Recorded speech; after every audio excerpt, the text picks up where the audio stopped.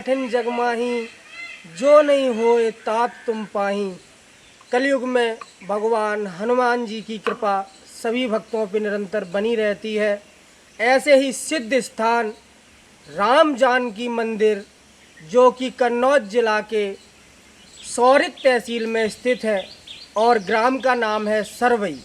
हमारी नमस्कार दोस्तों, CKC टीवी में आपका स्वागत है। मैं आनंद भारद्वाज अपनी टीम के साथ आज पहुंचा हूं सौरिक में, और सौरिक का ये ग्राम सरवाई में हमारे साथ अंतर्राष्ट्रीय कथा व्यास और राम जानकी मंदिर के संस्थापक पूज्य गृहस्थ संत स्वामी श्री मुकेशानंद जी महाराज जी हमारे साथ बने हुए हैं।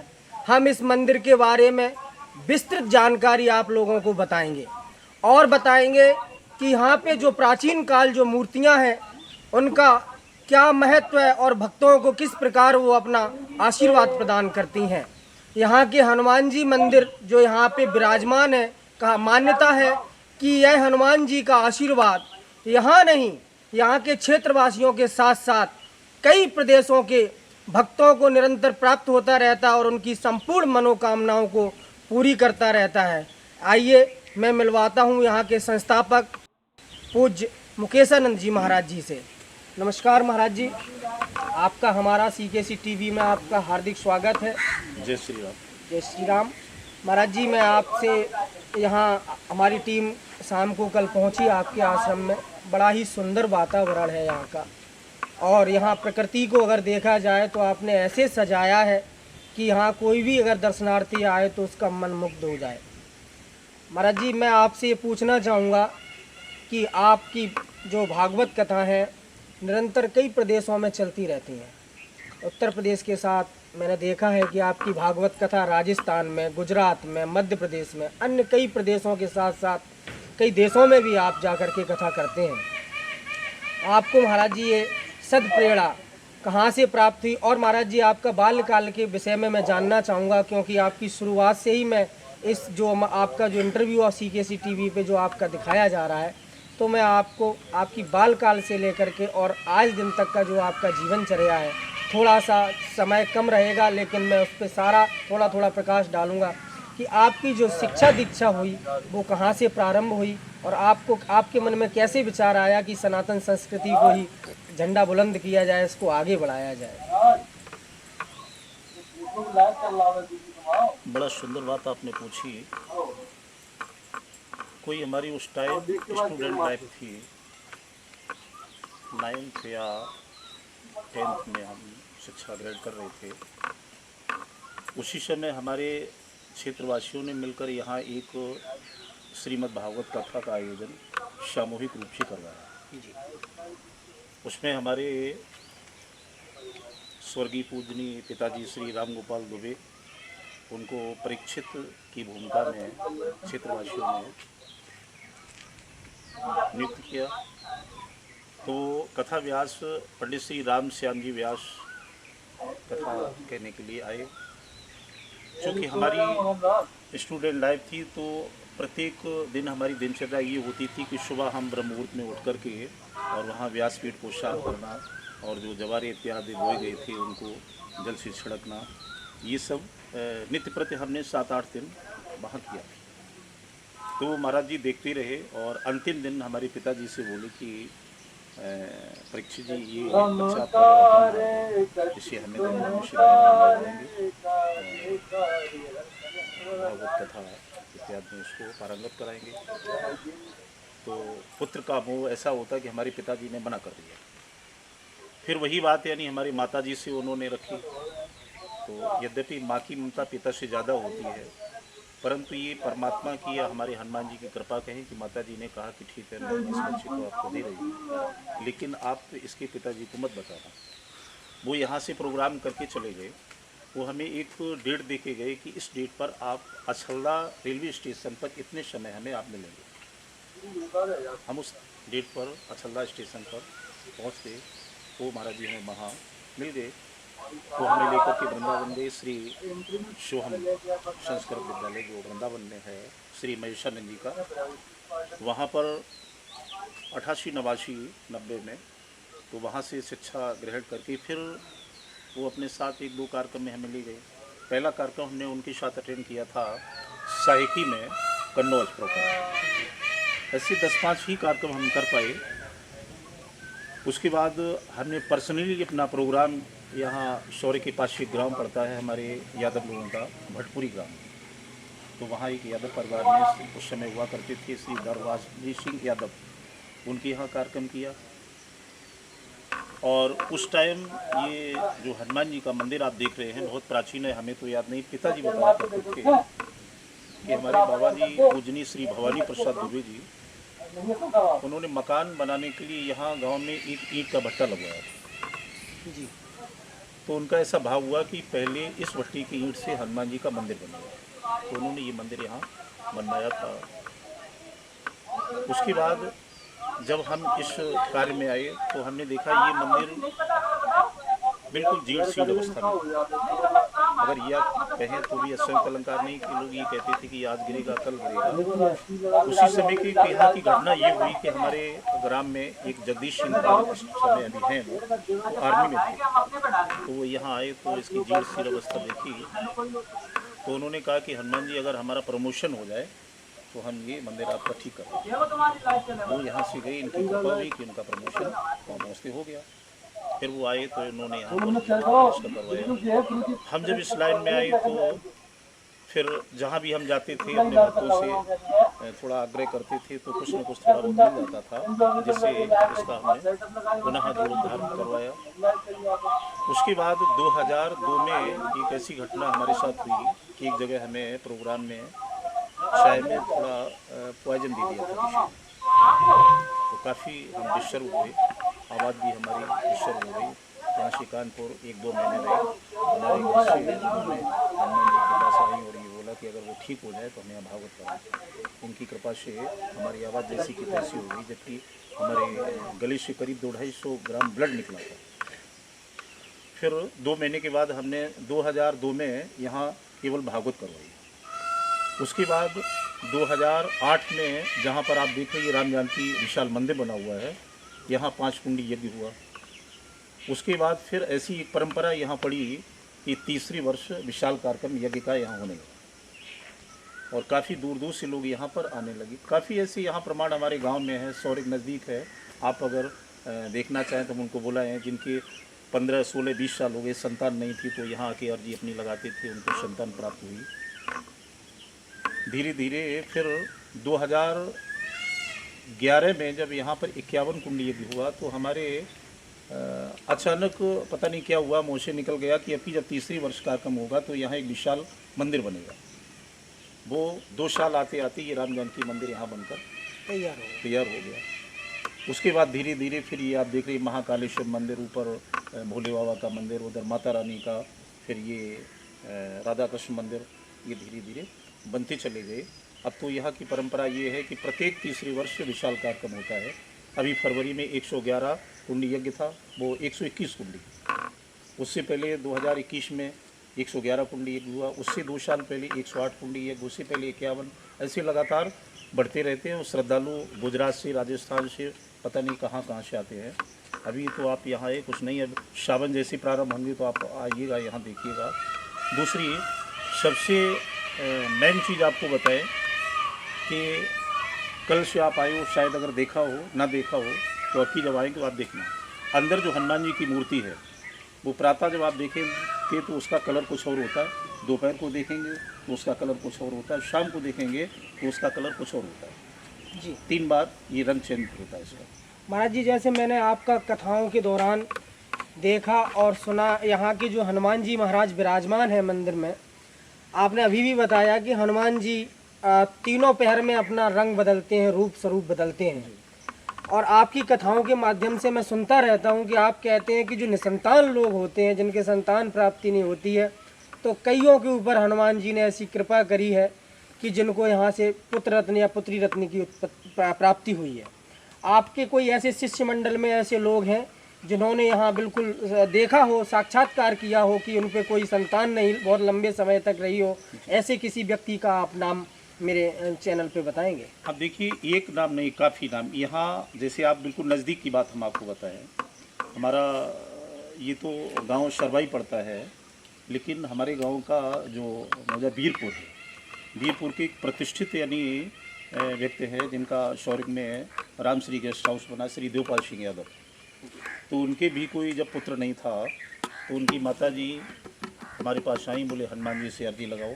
तो हमने कहा यहाँ पर न तो कोई संत है न कोई भगत है, आप खुद अपनी अर्जी लगा दो और पूरी होगी। तो उन्होंने अर्जी लगाई, उनके पुत्र हुआ, फिर उन्होंने भागवत कथा करवाई थी। उसके बाद आप शौरिक में आप जाइए, यहाँ से 3 किलोमीटर दूरी पर काफ़ी हम आपको प्रमाण, जैसे श्री रामचंद्र गुप्ता मिष्ठान भंडार, उनके 2 पुत्र थे और उन दोनों पुत्रों के किसी के भी बच्चे नहीं थे। आज आप जाकर देखेंगे तो उनके यानी 2 पुत्र हैं। वहीं पर एक लगा हुआ गांव है कायमपुर, शिवराज सिंह राठौर जो ये मकान बनाने का काम करते हैं, तो उनके भी कोई पुत्र नहीं थे। 15-16 वर्ष हो गए। तो हम पहले शौरिक में किराए पर रहते थे, तो उनके यहाँ एक मकान वो बना रहे थे मिस्त्री।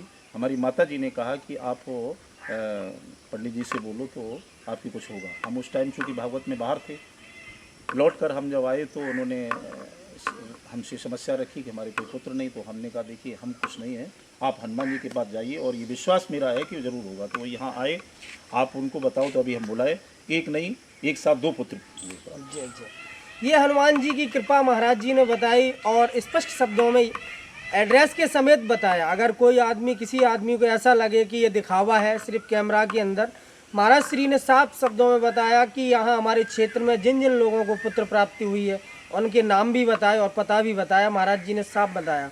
और दूसरा महाराज जी, मैं आपसे ये पूछना चाहूँगा कि आपने बाल काल से ही आपको बड़ा धार्मिक कार्यों में रुचि रही, क्योंकि आपके यहाँ भागवत का आयोजन हुआ जिसकी आप व्यवस्थित बिल्कुल सुबह से जाकर के शाम तक उसकी सेवा पूजा करते थे, व्यासों के साथ रहना। आपके दादा गुरु श्री द्विवेदी जी महाराज ने जो भागवत कराई, जैसे उन्होंने अपने घर के निर्माण के लिए ईंटों का भट्टा लगाया, लेकिन उनके अंदर ऐसी श्रद्धा थी कि हमारी कुछ ईंट पहले हनुमान जी के मंदिर में लगाई जाए, उसके बाद भवन निर्माण में लगाई जाए। क्योंकि अधिकतर देखा जाता है लोग अपने घर से जब किसान भी अपना खेत में जब अनाज पैदा करते हैं तो पहले जाकर के 5 मुट्ठी भर भले ही दे, लेकिन किसी संत को, ब्राह्मण को दान करके उसके बाद में उसका भोजन बना करके अपना ग्रस्त लोग उसका प्रसाद प्राप्त करते हैं। ऐसे ही आपके दादा गुरु ने बहुत अच्छी बात सोची कि अपना घर भवन निर्माण से पहले हनुमान जी का भवन निर्माण किया जाए। मैं आपसे एक चीज़ पूछना चाहता हूँ महाराज जी, आप वृंदावन गए, सोहम आश्रम में आप महेशानंद जी महाराज के यहाँ आपने शिक्षा दीक्षा ग्रहण की, उसके बाद आप वापस आए, तो आपके घर में कोई पहले भी, पूर्व में भी कोई ऐसा कोई पांडित का कर्म करते थे कि आपकी ही रुचि यहाँ से स्टार्ट हुई, कि पहले भी आप अपने घर में कोई ऐसा था कि जो भागवत से या कर्मकांड से या यज्ञ अनुष्ठान से जुड़ा हुआ था?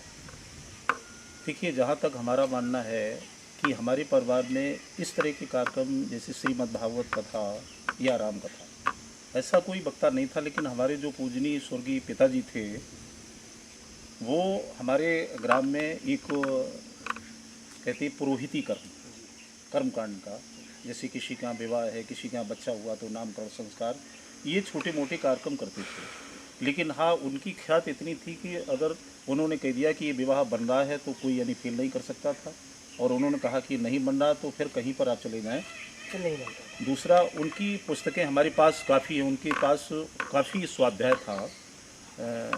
सारे दिन जो भी उनका समय दिनचर्याओं से उनको मिलता था तो अपने वो पुस्तक स्वाध्याय में ही बिताते थे। दूसरी बात, एक आपको और बताएं, यहाँ पर आप किसी से पूछ लें, एक हमारे आपके शरीर में होता है जो गांठों में स्वेलिंग आ जाती है, जिसे बोलते गठियाबात, उसका वो झाड़ा लगाते थे मंगल और शनिवार को। तो यहाँ 100-200 लोग यानी आते थे, झाड़ा लगते थे और वो यहाँ से चल कर जाते थे। वो हम भी करते हैं, लेकिन अब हमने चूँकि इसलिए बंद कर दिया, पहली बार हम जहाँ पहले जाते थे हम पोस्टर में अपना डलवा देते थे कि गठियाबात का झाड़ा हम लगाते हैं। तो प्रॉब्लम ये हो जाती थी, जैसे एक उदाहरण दें, हम सबसे पहले श्री गंगानगर राजस्थान प्रोग्राम करने गए तो हमने पोस्टर पर डलवा दिया। तो पहले दिन तो 10-20 लोग आए, लेकिन दूसरे दिन देखा कि कम से कम 500 गाड़ियाँ लगी। तो अब हमारा चूँकि 1 बजे का टाइम था भागवत का, 7 बजे से हम बैठ गए, यानी 12 बजे झाड़ा लगाते लगाते फिर भी पब्लिक को झाड़ा नहीं लग पाया। फिर हमने 10-5 अपने बच्चे वहाँ नियुक्त किए, उनके द्वारा हम बीच में खड़े होकर मंत्र बोल कर के झाड़ा लगाते थे। और आज भी हमारा ये मतलब जो है हनुमान जी की कृपा से कहना है कि अगर कोई ऐसा हो जो बिल्कुल यानी गठियावाद से ग्रसित हो, जिसके हाथ पैर टेढ़े हो गए, ना चलता हो, तो 3 बार झाड़ा यहाँ लगेगा और वो ठीक होगा। नंबर 2, यहाँ पर आप क्षेत्र में जितने भी नगर पंचायत या ग्राम पंचायत के चुनाव होते हैं, अभी तक ये धारणा है कि जो पहले आकर अर्जी लगा देता है, वो चाहे वो नगर पंचायत का अध्यक्ष हो, चाहे ग्राम पंचायत का, उसकी विजय यहाँ पर निश्चित होती है। आप यहाँ पता लगा लें किसी से।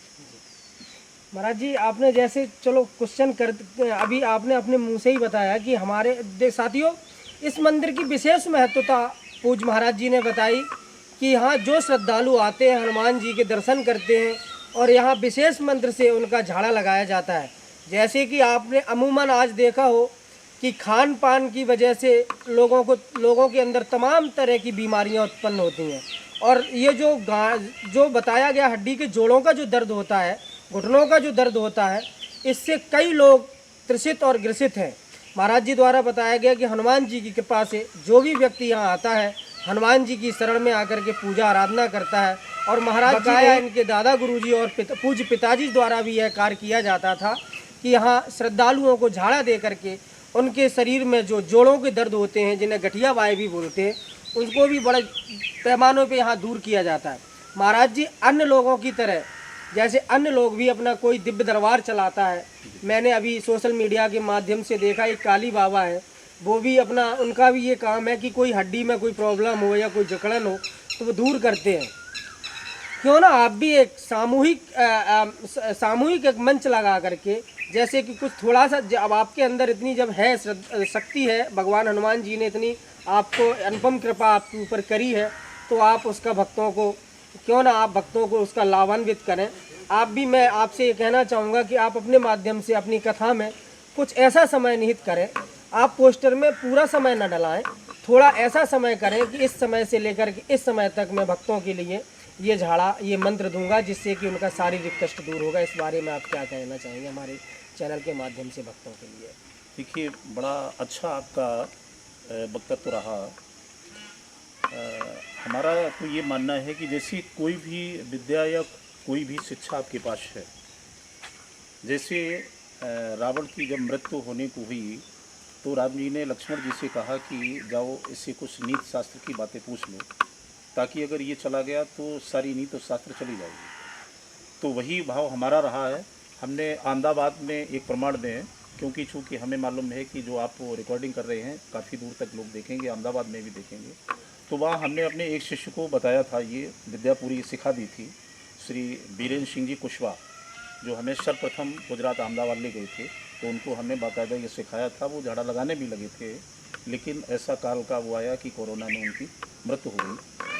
तो प्रयास हम ये करेंगे कि ज़्यादा से ज़्यादा ये हम लाभ देंगे, और यदि कोई इसका इच्छुक है, ऐसा नहीं, कुछ लोग ऐसा कहते हैं कि हमारे पास जो है हम किसी को बताएंगे ही नहीं। अगर कोई ऐसा इच्छुक है तो हम उसे सिखा भी सकते हैं, ताकि अधिक से अधिक यानी जो भक्तों को इसका लाभ प्राप्त हो। जी महाराज जी, आपने अभी बताया कि जैसे यहाँ कोई, आपने वाकया बताया कि उनको आशीर्वाद दिया और वो चुनाव में विजय हो गए।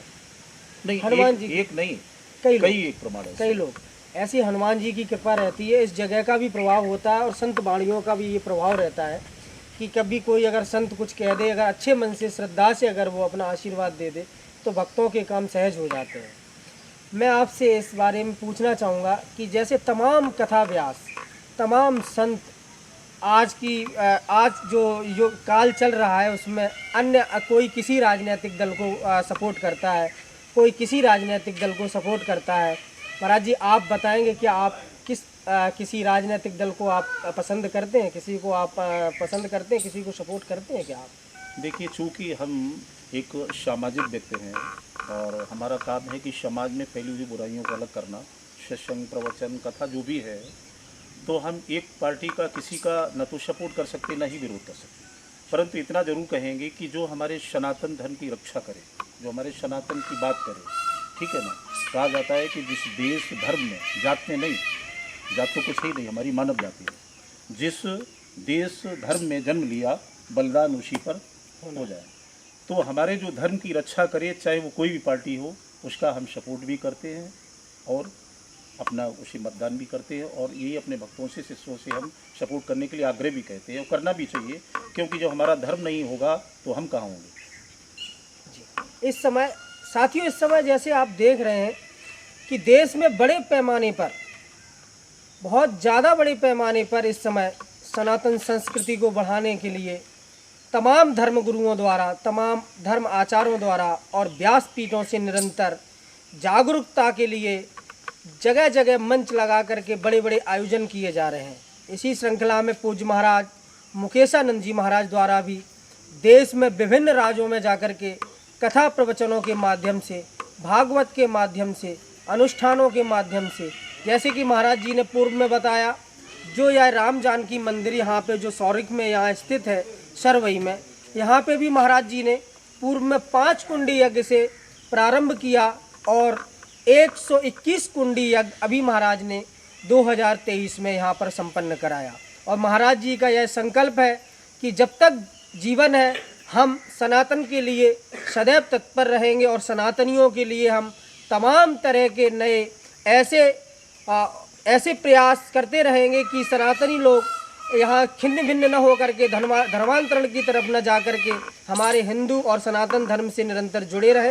महाराज जी का प्रयास है पूर्व में और जा करके 25 में जो महाराज जी आगे भागवत कथा और यज्ञ कराने वाले हैं, उसमें उनका संकल्प है कि 121 कुंडी से बढ़ कर के 151 तक यह महायज्ञ किया जाए और भागवत किया जाए। महाराज जी 2025 की तैयारियों के लिए आप यहाँ का यही आपने ये समय यहाँ स्थान यह निहित किया है कि कहीं बाहर आप जाकर के इस यज्ञ को करना चाहेंगे? नहीं, चूँकि ये कार्यक्रम जो कई वर्षों से चल रहा है तो इसका हम स्थान नहीं बदल सकते हैं, क्योंकि क्षेत्रीय जनता को या बाहर के हमारे जो शिष्य हैं सबको एक आशा रहती है कि तीसरी बार आपकी महाराज जी के आश्रम पे कार्यक्रम होना है। तो ये कार्यक्रम जो अविराम चल रहा है ये तो यहीं पर होगा। बाकी कार्यक्रम यानी हमारे शिष्य या भक्त कराते रहते हैं, जहाँ भी वहाँ हम करने जाते हैं और करेंगे, प्रयास भी करेंगे। और हमारा तो ये कहना होता है कि कोई भी आप यानी कार्यक्रम करवाइए। हमने आज तक न तो अपनी कभी यानी फिक्स यानी चार्ज कभी तय किया और न करूँगा, क्योंकि ये सनातन धर्म है, हम इसे बेचते नहीं है। केवल शिक्षा और जो कुरीतियाँ बुराइयाँ हमारे समाज में फैली हैं उनको अलग करने के लिए ये कार्यक्रम हम कर रहे हैं और करते रहेंगे। जी, जैसे कि आपने श्री रामचरितमानस में भी सुना होगा, मैं भी बड़े विद्वान जनों के जा कर के कभी कभी सुनता रहता हूँ और ग्रहण करता रहता हूँ आप जैसे विद्वानों से, आप जैसे संतों से, आप जैसे व्यासों के पास, कि हित अनहित पशु पक्षी जाना। भागवत श्री रामचरितमानस में ऐसा बाबा तुलसीदास जी ने लिखा है। मैंने आपके आश्रम की एक विशेष महत्वता सुनी और हमारी टीम यहाँ कवरेज के लिए आई। जब हम रात में यहाँ पहुँचे तो मैंने देखा बड़ा सुंदर नज़ारा था। तमाम तरह के यहाँ पर पशु पक्षी कलरव कर रहे थे और मुझे जब यहाँ आए तो पुजारी जी ने बताया कि ब्रह्म मुहूर्त में कुछ ऐसे पक्षी यहाँ पर आते हैं जो आकर के यहाँ पे भगवान के भगवान श्री रामचंद्र जी का, भगवान श्री कृष्ण भगवान का, शिव जी का नाम का उच्चारण करते हैं और महामंत्र का सुमरन करते हैं। क्या महाराज जी आपने इस आश्रम में आपने भी अपनी श्री कर्णों से सुना कि कोई पक्षी यहाँ आते हैं और भगवान के नाम का जो जाप करते हैं, सुमरन करते हैं? कभी आपने ऐसा कुछ देखा? देखिए, क्योंकि आजकल अगर कोई बात अगर बोली जाए तो उसे मीडिया पर बहुत तरह तरह से उछाल दिया जाता है, इसलिए ज़्यादा अतिशयोक्त अलंकार ना बोलते हुए आप आए, आपने खुद ही सुना होगा कि जब ब्रह्म मुहूर्त होता है, ब्रह्म मुहूर्त का समय सुबह 3 बजे के बाद प्रारंभ होता है, तो उस समय यहाँ पर 2 पक्षियों का जोड़ा है। तो किसी दिन जय केशव, किसी दिन जय कृष्णा, किसी दिन जय शिव, मतलब ये बोलते हैं। हमने तो कई बार यहाँ का सुना, रिकॉर्डिंग की अपनी मोबाइल में और हमने यूट्यूब पे भी डाली है। आपने भी शायद आज कुछ पक्षी बोला था जी? क्या बोला? आज सुबह जब 4 बजे के समथिंग हम लोगों ने क्या रात में निरंतर 10 बजे से हम यहाँ पे कवरेज पे थे, तो हमने यहाँ पूछा, जो लोग यहाँ पे व्यवस्थापक थे आपके आश्रम के, तो मैंने उनसे पूछा कि ये बन तो बहुत दूर तक यहाँ पेड़ लगे हुए हैं, हम कवरेज करने कहाँ जाएंगे? तो उन्होंने मुझे कोई 4-6 पॉइंट यहाँ बताया कि ये नीम का वृक्ष है या ये पीछे पीपल का है, जो भी यहाँ पे वो पक्षी आता है सुबह और आकर के भगवान का नाम सुमरन करता है। तो हमने रात में निरंतर 2, 2:30, 3 बजे तक ये हम लोग यहाँ घूमते रहे, देखते रहे कब आएगा, कहाँ आएगा, लेकिन वो हमें दिखाई नहीं दिया। अंतोगत्वा जाकर के हम लोग सभी लोग भगवान राधा कृष्ण का जो मंदिर है वहाँ अपने जो रूम गेस्टों के लिए बनाए, वहाँ पे हम बरामदा में बैठे हुए थे तो नींद भी लग गई। तो अचानक से थोड़ी देर बाद हमारे साथी दीपक जी आए और बोले कि यहाँ पे कुछ भाई आवाज़ सुनाई दे रही है, कुछ एकत्रित होकर के बहुत से पक्षी आए, वो आवाज़ कर रहे हैं।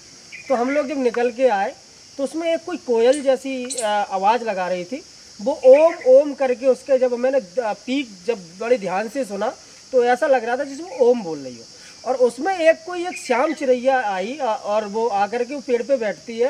तो वो उसके मेरे पास वो वीडियो मैंने उसको कैद किया है, उसमें आवाज़ आ रही है जय श्री कृष्णा, जय श्री कृष्णा, जय श्री कृष्णा। तो मुझे ऐसा आवाज़ हुआ तो मैंने पूछा क्यों ना महाराज जी से इसकी संतुष्टि कर लूँ, इसकी पुष्टि कर लूँ कि ये वास्तव में ये यहाँ के जो जीव हैं, जो यहाँ के पंछी हैं, वो भगवान का नाम लेते हैं या मुझे कुछ कन्फ्यूजन है। नहीं, बिल्कुल आपने सही सुना और देखा, कंफ्यूज नहीं है, क्योंकि ये कई महीने से यहाँ ऐसा देखने को मिल रहा है और हमें भी नहीं मालूम था, क्योंकि हम रात को यहाँ बहुत कम रुकते हैं, जब कार्यक्रम होता तभी रुकते हैं। यहाँ जो पानी का ये टैंक बन रहा है तो इसके ठेकेदार यहाँ रुकते थे। तो सबसे पहले उन्होंने हमें बताया कि यहाँ पर एक चिड़िया है तो वो राधे कृष्णा बोलती है, कभी कभी बहुत जल्दी बोलती है कृष्णा कृष्णा। फिर जो यहाँ व्यवस्थापक लोग रुकते उन्होंने भी बताया कि महाराज जी मैंने भी सुना। फिर एक दिन हम भी रुके तो हमने रिकॉर्डिंग की, तो उस दिन जिस दिन हम रुके थे उस दिन वो बोल रही थी जय केशव। हाँ, तो ऐसा है। और अगर किसी को विश्वास नहीं है तो वो यहाँ पर प्रत्यक्ष यानी जो है वो कहा जाता है कि प्रमाण के लिए, प्रत्यक्ष के लिए प्रमाण की क्या? हाँ, तो जब प्रत्यक्ष आप देखेंगे तो प्रमाण की आवश्यकता ही नहीं, और आप तो प्रत्यक्ष देख ही चुके हैं।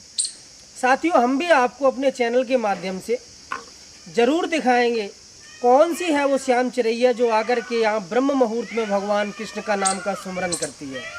आप सभी लोग निरंतर हमारे चैनल से जुड़े रहिए। चंबल की चर्चा यूट्यूब पर जाकर के आप सर्च करेंगे तो हमारा CKC टीवी के माध्यम से हम आपको तमाम तरह के विशेष कवरेज दिखाते रहते हैं। चंबल की चर्चा यूट्यूब पर आप सर्च करिए, चैनल को सब्सक्राइब करिए और हमारी वीडियो को लाइक करिए, अधिक से अधिक मात्रा में शेयर करिए। और हमारे साथ में जो पूज्य महाराज जी बने हैं, इस आश्रम की जो स्टोरी है वो महाराज जी के चैनल पे भी आपको यूट्यूब पर दिखाई देगी। महाराज स्वामी श्री मुकेशानंद जी महाराज के नाम से पूज्य व्यास जी का यूट्यूब पर चैनल है, आप उस पर भी जाकर के इस लाइव स्टोरी को देख सकते हैं। और उस चिड़िया जो कि चिड़िया यहाँ पे आके भगवान श्री कृष्ण के नाम का सुमरन और केशव के नाम का सुमरन करती है, आप देख सकते हैं। महाराज जी ने आपको अपनी जुबानी बताया कि वास्तव में यह ऐसी चिड़िया है या पक्षी यहाँ आते हैं जो ब्रह्म मुहूर्त में आकर के यहाँ नाम का सुमरन करते हैं। महाराज जी, मैं आप चलते चलते समय बहुत ज़्यादा हो चुका है, मैं थोड़ी सी आपको संक्षेप में आपके बारे में पूछूंगा कि महाराज जी आपकी कथाएं निरंतर कई प्रदेशों में चलती रहती हैं। आश्रम आपने यहाँ पे बनाया, आपका निवास स्थान यहाँ कस्बा सौरिख में है।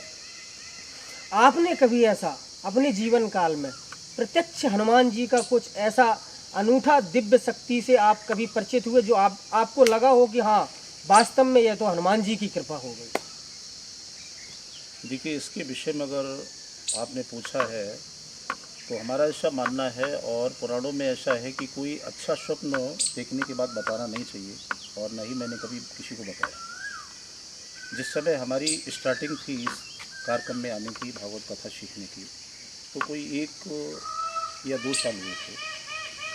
तो एक बार हमने रात्रि में देखा कि हम चले जा रहे हैं, बहुत बड़ा एक बाग है और उस बगीचे के मध्य यानी बीच में एक बहुत बड़ा पीपल का वृक्ष, और उस वृक्ष की जड़ से जैसे कच्चे चबूतरे होते हैं वो बहुत अच्छा, यानी जो हमारी माताएं बहनें लिपती हैं गाय के गोबर से, तो वो लिपा पुता बहुत साफ़ सुथरा, और उस पर एक महात्मा जी बैठे। महात्मा जी के शरीर पर कोई वस्त्र नहीं, केवल यज्ञोपवीत एक है, वो बैठे हुए हैं। हम चले जा रहे हैं तो हमने दंडवत प्रणाम किया, ये हम स्वप्न की बात बता रहे हैं। दंडवत उनके चरणों में हमने साष्टांग प्रणाम किया और उन्होंने अपना सीधा हाथ हमारे सिर पर रखा। बस इतना मैंने देखा, उसके बाद आँख खुल गई। उस दिन से हमने यही नहीं समझ पाया कि हम कहाँ से कहाँ पहुँच गए।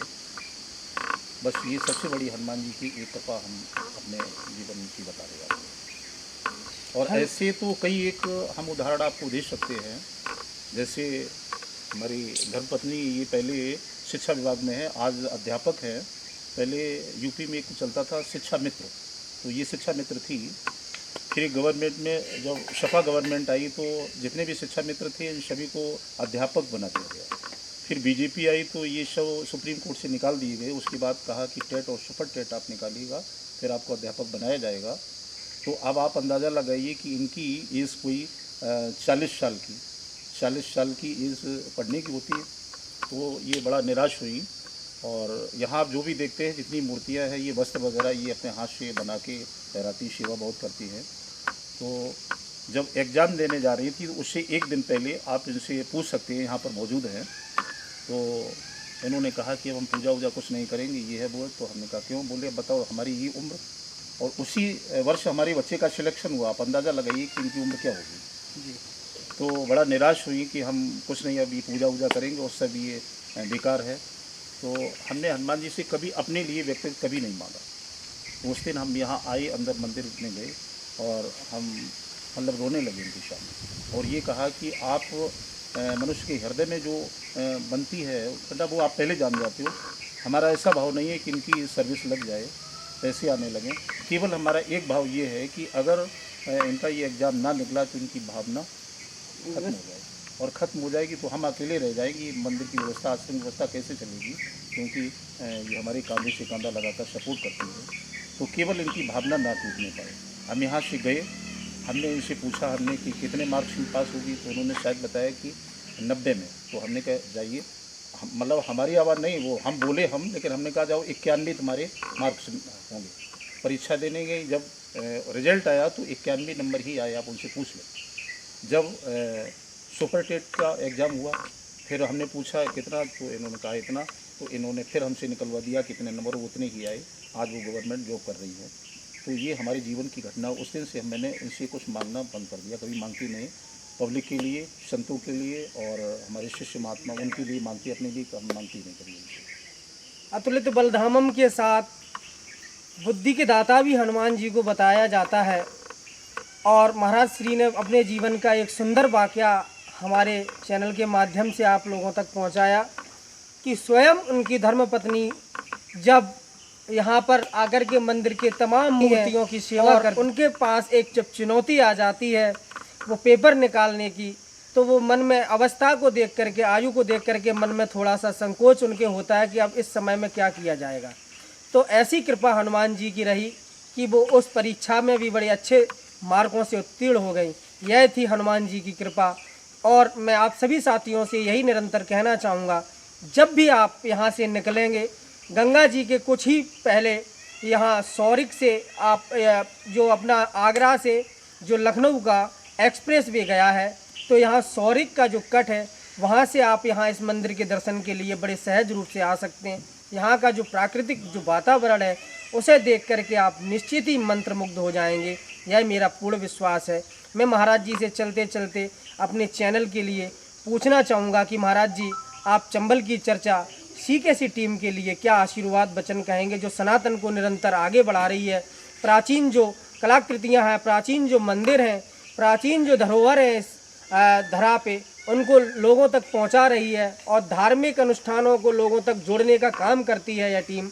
और हमारे चैनल के लिए आप क्या आशीष वचन देना चाहेंगे महाराज जी, अपने शुभ आशीर्वाद? देखिए, सबसे पहले तो आशीर्वाद हम देने वाले हैं ही नहीं, क्योंकि जब आप हनुमान जी के दरबार में बैठे हुए हैं और हमारा ऐसा विश्वास है कि आप इनके दरबार में आए हैं तो अभी तक कोई खाली नहीं गया। तो आपके लिए इनका पूरा आशीर्वाद, कृपा, क्योंकि जब लक्ष्मण के भी प्राण संकट में थे तो इन्होंने ही संकट मोचन बने।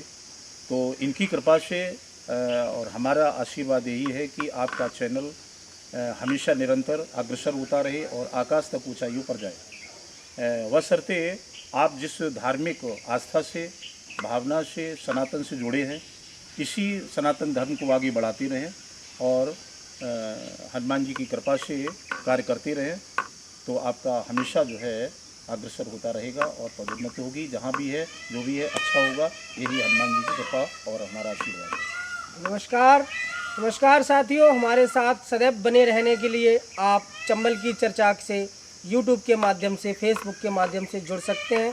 पूज्य स्थान को देखने के लिए या हनुमान जी की अनूठी और अनुपम कृपा से जुड़े रहने के लिए पूज्य व्यास जी महाराज के यूट्यूब चैनल स्वामी श्री मुकेशानंद जी महाराज के यूट्यूब पर जाकर के आप सर्च कर सकते हैं। निरंतर जुड़े रहिए। बहुत बहुत धन्यवाद।